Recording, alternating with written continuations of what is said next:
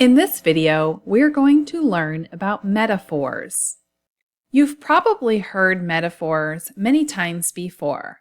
For example, this store is an oven. I wonder if the air conditioner is broken. Another example is, the parking lot is an ice rink. Be careful when you're walking on it. These are both metaphors.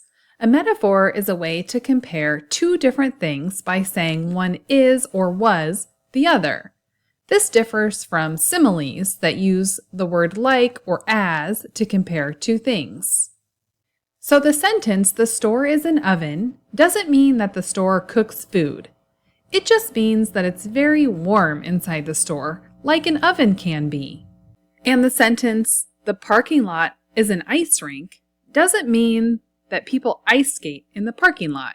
It just means that it's very icy or slippery like an ice rink. So why do people use metaphors? Metaphors make writing and speaking more interesting. They help people picture an idea or emotion in a creative or funny way. Now, how can you figure out what a metaphor means?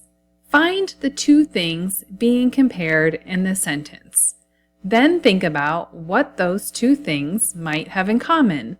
Let's try one. My sister is a fish. The two things being compared are my sister and a fish. What could a person and a fish have in common? A fish swims around all day. So this sentence means that the sister is like a fish because she swims a lot. Here's another one. When Kale is mad, he is a monster. The two things being compared are Kale and a monster. Kale doesn't actually turn into a monster when he is mad.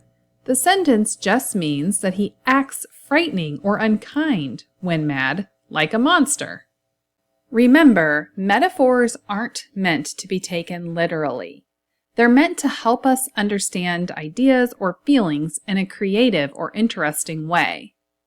Could you use some no-prep practice activities to work on metaphors with your students? Check out the link in the description and subscribe to this channel for more video lessons.